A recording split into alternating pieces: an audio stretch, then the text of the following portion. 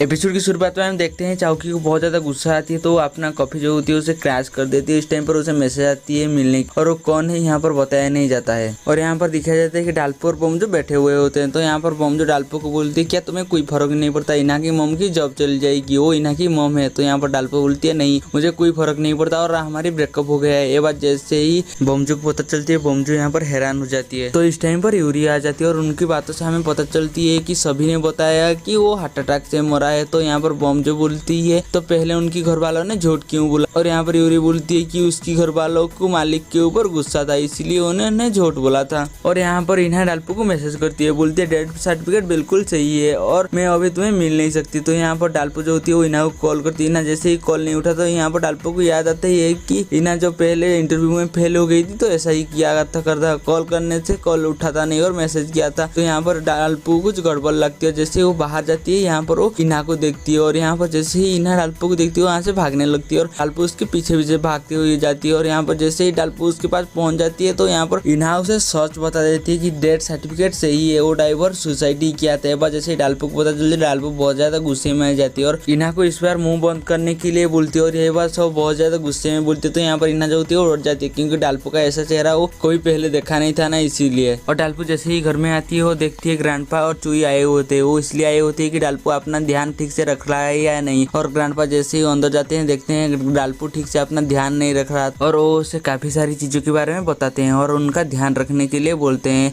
और ऐसा caring nature देखकर डाल्पो को खुद के ऊपर ही गुस्सा आ रहा था। और डाल्पो जैसे ही ग्रैंडपा को छोड़ने के लिए जाते हैं तो ग्रैंडपा बोलते हैं तुम कुछ भी कर लो, तुम मेरे ही बेटे रहोगे बोलकर उसे भेज देते हैं। और डाल्पो जैसे ही घर में आती है तो उसने यहाँ पर रखा हुआ है गिफ्ट देखती है। जैसे ही वो ओपन करती है वहाँ पर वो पैसा होते हैं और एक नोट होती है। तो उसे पता चल जाता है कि चुई ने दिया हुआ है। ये देखकर वो इमोशनल हो जाती है और रोने लगती है। और अगले दिन जो चुई अपने गाड़ी से निकलती है तो उसको चारों तरफ से लोगों घेर लेती है और उन्हें सवाल पूछने लगते हैं। तो यहाँ पर उस कंपनी का मालिक बोलती है तुमने मुझे बर्बाद कर दिया। तो यहाँ पर जो चुई होती है वो कुछ भी जवाब नहीं दे रही होती है और डाल्पो यहाँ पर इन्हा को देख रही होती है जो कि रास्ता के उस पर खड़ी हुई थी और उसे बहुत सारा हिचकियाँ आ रही होती है क्योंकि उसे पता होती है कि उसकी माँ जो होती है वो निर्दोष है और जो भी किया था वो सही किया था। ये सब जो हो रही थी इसे देखकर चाउकी को याद आ जाती है कि जेमिंग और हामिंग उसके सामने खड़े हुए थे और वो उसे सवाल पूछ रही थी।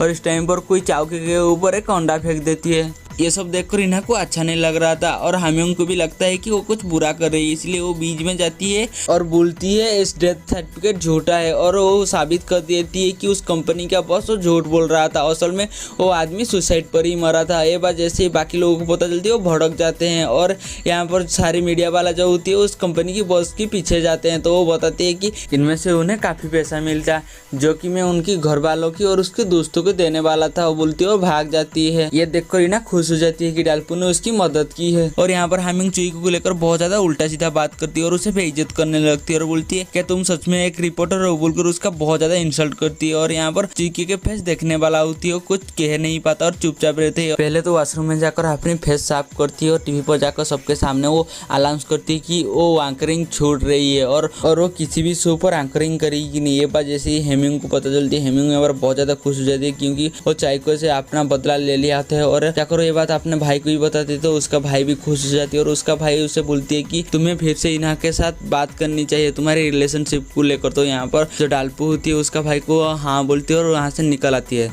वही इन्हा के पास बोमजो खड़ा हुआ होता है तो बोमजो उसे हामियोंग के बारे में पूछती है। तो यहाँ पर तो इन्हा बताती है कि वो मुझे और पसंद नहीं करता और मैं भी नहीं चाहती हूँ कि वो मुझे जबरदस्ती पसंद करे, इसलिए मैं मूव ऑन होना चाहती हूँ। तो यहाँ पर बोमजो इन्हा को डिनर के लिए बुलाती है और यहाँ पर इन्हा जो होती है राजी भी हो जाती है। और यहाँ पर जैसे दोनों खाना खा रहे होते हैं अपने फेस वॉश करने के लिए इन्हा बाथरूम में चला जाती है। इस टाइम पर डाल्पो का कॉल आती है और यहाँ पर बोमजो कॉल उठाती है। बोमजो हामियोंग को बोलती है क्या तुम दोनों में सब कुछ खत्म हो गया है।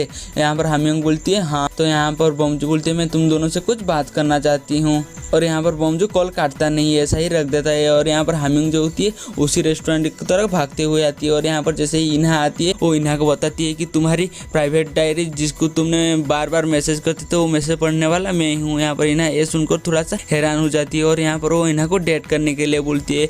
इन्हा तो पहले मना कर देती है, मगर यहाँ पर बॉम्जू उससे समझाती है, तो यहाँ पर इन्हा जो होती है वो राजी हो जाती है। ये सुनकर हामियोंग जो होती है वो अपसेट हो जाती है और कॉल कर देती है और पूरी बात नहीं सुनता और यहाँ से चला जाता है और सोचता है कि वो इन्हा को कैसे वापस पाए। और यहाँ पर इन्हा जैसे हाँ बोलती है उसे हिचकियाँ आना स्टार्ट हो जाती है। तो यहाँ पर इन्हा बोलती है कि मैं खुद को बेवकूफ़ बनाकर डेट नहीं करना चाहती थी। और यहाँ पर बॉम्जू भी उसकी डिसीजन का रेस्पेक्ट करती है और चाओकी अपनी सामान ट्रांसफर करते वक्त उसकी सामान नीचे गिर जाती है। तो यहाँ पर इन्हा उसके पास आती है और उसके उठाने में मदद करती है और पूछती है आप 13 साल पहले सूरा के पास क्यों गई थी मिलने के लिए। तो यहाँ पर इन्हा की मम उसे कुछ बोलता नहीं है और इन्हा उसकी मम का पुराना सेलफोन अपने पास रख लेती है और उसकी माँ यहाँ से चला जाता है। अगले दिन सूरा को खबर मिलती है क्रिसमस गिफ्ट बांटने में जिस सांता को रखा गया था वो $800 का एक बैग चुरा कर ले गया है। एक बार जैसे ही सूरा को पता चलती है वो बोलती है पुलिस को खबर कर दो। आगे हम देखते हैं हेमियोंग और बॉम्जू जब मिलते हैं, यहाँ पर बॉम्जू हेमियोंग को सारी सच बता देती है। तो यहाँ पर हेमियोंग को पता चल गया होते है कि इन्हा उसे अभी भी प्यार करती है। और यहाँ पर जैसे ही दोनों आगे जा रही होती है तभी वो सांता जिसको सूरा ने पकड़ाया था वो चांसू से कैद से भागते हुए आती है। तो यहाँ पर इन्हा जैसे ही उसे देखती है आपने जूता मारती तो उसे डायरेक्ट जाकर लग भी जाती है और उस सांता को बहुत ज़्यादा गुस्सा आती है। तो वो इन्हा को मारने के लिए जैसे ही आने वाला होती है हामियोंग बीच में आ जाती है और उसे रोक लेती है। तभी वो पीछे से पुलिस वाले आ जाते हैं और वो सांता को पकड़ लेते हैं और वो यहाँ से ले जाती है। और यहाँ पर हामियोंग इन्हा से पूछती है क्या तुम ठीक हो। तो यहाँ पर जो होती है इन्हा बोलती है हाँ ठीक है। तो साइड में यूरी भी जो होती है उसे बहुत ज़्यादा जलन होती है क्योंकि वो डाल्पो को पसंद करने लगा था और वो क्रिसमस और उसे प्रपोज करने वाला होता है तो इसीलिए। और सारे लोग जाकर चांसू को इस केस के बारे में पूछने लगते तो चांसू उन्हें बताती है कि सांता के बेटे उस बैग के लिए बहुत ज़्यादा जिद करने लगती है, मगर उसकी पापा के पास इतना पैसा नहीं था कि ये बैग खरीद सके, इसलिए उन्हें चुरा लिया है। और ये बैग सिर्फ एक ही स्टोर पर मिलती है और यहाँ पर बॉम्जू का स्टोर बताती है। और इधर यूरी सूरा का बेइज्जत करने की कोशिश करती है मगर बॉम्जू उससे मना कर देती है। और यहाँ पर वो डिसाइड करती है कि वो बॉम्जू स्टोर पर ही न्यूज़ रिपोर्टिंग करेंगे। और यहाँ पर बॉम्जू जो होती है वो मना कर देती है क्योंकि अगर उनके स्टोर को रिपोर्टिंग करा जाएगा तो उनकी बहुत सारी बदनामी होगी। तो यहाँ पर और इन्हा जो होती है वो बॉम्जू को मना ही लेती है उसमें न्यूज़ बनाने के लिए। और इधर चांसू बहुत अपसेट होकर बैठा हुआ होती है क्योंकि उसका डिमोशन हो गया होती है एक कैदी को छोड़ने के लिए। और यहाँ पर हामियोंग और चांसू जो होती है वो ड्रिंक करने के लिए जाती है और हामियोंग इतना पी देती है कि वो चलने की हालत पे नहीं होता। तो चांसू उसे अपने कंधे पर उठाकर घर में लेती है और ग्रैंडफादर और जोई को उसकी उदासी का कारण बताती है। तो यहाँ पर चांसू भी ड्रिंक किया होता है तो इसीलिए वो भी यहीं पर सो जाती है। और जब डाल्पो का नींद भांगती है तो देखती है इन्हा उसके पास आया है और उसकी बैग को देखती है तो वहाँ पर वही बोटा में। तो यहाँ पर डाल्पो समझ जाते हैं कि ये एक सपना है और वो सपना में बोलती है मुझे वो छोड़कर मत जाओ। और जैसे ही सुबह आँखें खुलती है चांसू उसके पास होती है तो उसे यहाँ से हटा देती है और दोनों जाकर खाना खाते हैं और इन्हा भी यहाँ पर खाना खाती है। और तीनों यहाँ पर जैसे ही काम पर निकल रहे होते हैं चांसू को कॉल आती है तो बात करने के लिए चला जाते हैं। और यहाँ पर इन्हा और डाल्पो जो होती है वो एक ही लिफ्ट पर जा रहे होते हैं मगर एक दूसरे से वो बात तक नहीं करते। और हमें यूरी को दिखा जाते हैं जो कि यहाँ पर बैठा हुआ होते हैं और वो डाल्पो का इंतजार कर रहा होता है मगर डाल्पो नहीं आता तो वो वहाँ पर रो रही होती है। और यहाँ पर चांसू जो सांता वो बना हुआ था उसका बच्चा का पास जाती है और उसे बहुत ही अच्छी तरह से समझाती है कि तुम अभी तुम्हारे पापा से नहीं मिल पाओगे, बाद में आना बोलकर उसे समझाती है और यहाँ से भेज देती है। डाल्पो बॉम्जू स्टोर में आती है न्यूज़ बनाने के लिए तो बॉम्जू उसे रुकती है और बोलती है तुम अच्छे से पेश करना क्योंकि तुम मुझे पसंद नहीं करते ना इसलिए। और यहाँ पर जैसे ही डाल्पो अंदर जाती है तो यहाँ पर जैसे ही उन्हें पता चलती है कि वो मीडिया वाले हैं तो उन्हें पहले तो वीडियो बनाने नहीं देते मगर वो हमें जानबूझकर बोलते हैं हम बना नहीं रहे मगर छुप कर बना रहे होते और वो सबको क्वेश्चन पूछने लगते हैं और सब यहाँ पर आंसर देने लगते हैं। तो यहाँ पर बॉम्जू को पता चल जाती है कि अभी भी वीडियो बना रहे हैं। तो यहाँ पर डाल्पो और बॉम्जू में लड़ाई हो जाती है और इन्हा को छड़ाती है और यहाँ पर बॉम्जू का साइड ही देती है। तो यहाँ पर डाल्पो को बहुत ज़्यादा बुरा लगती है और यहाँ से चला जाता है। और यहाँ पर बॉम्जू की माँ संगचाओकी को मैसेज करती है तो यहाँ पर हमें पता चलती है कि असल में संगचाओकी जो मैसेज करती है वो बॉम्जू की माँ है। जैसे ही बुरा को पता चलती है कि न्यूज़ वाला यहाँ पर न्यूज़ बनाने के लिए आए हैं, यहाँ पर बुरा और मना नहीं करती और वो राजी हो जाती है न्यूज़ बनाने में। और इन्हें यहाँ से जाते वक्त उसे एक नेकलेस दिखती है तो उसे याद आती है कि उसकी माँ भी ऐसा एक पहना हुआ था तो वो अपने पास रख लेती है वो नेकलेस को और सोचती है कि मेरी मम यहाँ क्या करने के लिए आई होगी। और इधर डाल्पो कचरे के पास खड़ा हुआ होते हैं तो उस कचरे से कुछ कागज भी उठाती है और यहाँ से चला जाता है। और इस तरह बॉम्जू का माँ पूरी सपोर्ट करती है मीडिया वाला को रिपोर्टिंग करने में। तो इस पर ये सब जो भी हुआ इसके लिए बॉम्जू उसकी माँ से माफ़ी मांग रही होती है तो इसका माँ भी बॉम्जू को माफ़ कर देती है। और इधर रीना जैसे ही उस रूम से जाने वाला होते है तो संगचाओकी आ जाती है। तो यहाँ पर रीना जो नेकलेस पाया होते है वो जैसे ही संगचाओकी को दे देती है वो ले लेती है। तो यहाँ पर कन्फर्म हो जाती है कि संगचाओकी और यूरा के बीच कुछ तो रिलेशन है मगर वो यहाँ पर कुछ बोलता नहीं है। जो डालपू पेपर का टुकड़ा लेकर आया होते हैं वो यहाँ पर इकट्ठा करने के बाद उसे पता चल गया होता है कि बमजू की माँ ये सब जानबूझ कर रही है, क्योंकि उसे पब्लिसिटी बहुत ही अच्छे से मिलेगा। और ये बात भी इन्हा जान लेती है। और बमजू जैसे ही उसके स्टोर के सामने डालपू को देखती है वो बहुत ज़्यादा गुस्सा हो जाती है और उसके पास जाकर बोलती है अब तो तुम खुश हो गए ना मॉल में कोई ना देख कर। तो यहाँ पर डालपू बोलती है तुम खुद अंदर जाकर क्यों नहीं देख लेते। तो यहाँ पर जैसे ही बमजू जाकर देखती है तो यहाँ पर पाँव रखने के लिए भी जगह नहीं होता। और यहाँ पर बमजू को पता चल गया होता है कि उसकी माँ मीडिया को एडवर्टाइज की तरह यूज किया होता है। और यहाँ बात जानकर यहाँ पर बमजू को बहुत ज़्यादा गुस्सा आती है और उसकी माँ के पास जाती है।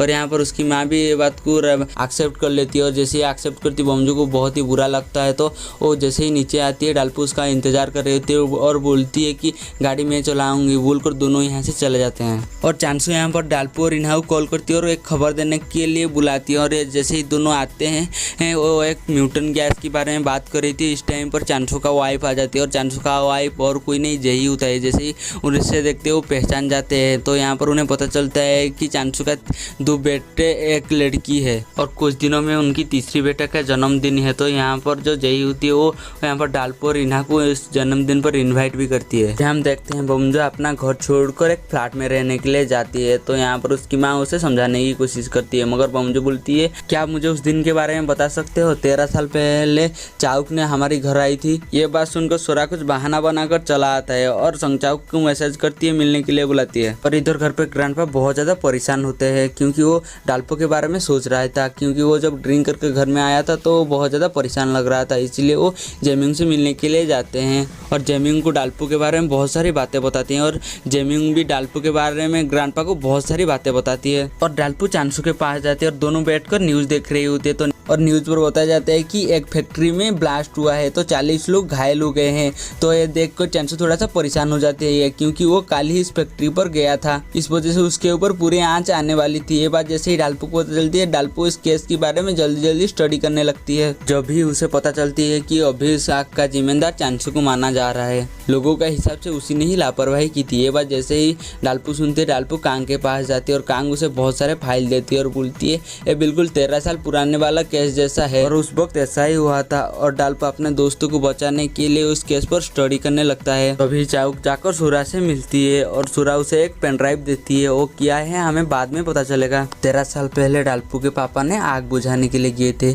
और वो इन सब में शामिल भी नहीं थे, फिर भी सब लोगों ने क्यों मान लिया कि वो उन सब का जिम्मेदार है। ये सुनकर डालपू को कोई जवाब नहीं मिलता तो वो सीधा कांग के पास जाती है और कांग उसे बताती है सब इसीलिए हुआ क्योंकि तब आग का असली वजह किसी को भी नहीं पता था। तब लोगों को लगने लगा कि कांग जानबूझकर आग लगाई थी ताकि अपने दोस्तों को मार सके। ये बात डालपू सुनकर डालपू को बिल्कुल भी अच्छा नहीं लगता। तभी वो दोनों देखते हैं कि चाउक रिपोर्टिंग करते हुए ये सब का जिम्मेदार वो चांसू को बता रहा था। एक रात पहले उसे इस फैक्ट्री में बुलाया गया था मगर उसने लापरवाही की थी। ये बात पर सभी लोग चांसू को उल्टा सीधा बोलने लगते हैं। ये सुनकर डालपू को अच्छा नहीं लगता तो वो चाउक से मिलने के लिए जाती है। और यहाँ पर इन्हा और बमजू चाउक को गलत साबित करने की कोशिश करते हैं मगर वो कुछ कर भी नहीं पाते और उल्टा चाउक ही उनका मजाक उड़ा देती है। और इस टाइम पर डालपू पहुंच जाती है और डालपू चाउक के पास जाकर बोलती है मैं तुम्हें प्रॉमिस करती हूँ कि और किसी के लाइफ ऐसे बर्बाद होने नहीं दूंगी बोलती है। और यहीं पर एपिसोड खत्म हो जाते हैं। हम मिलेंगे जल्दी ही नेक्स्ट एपिसोड।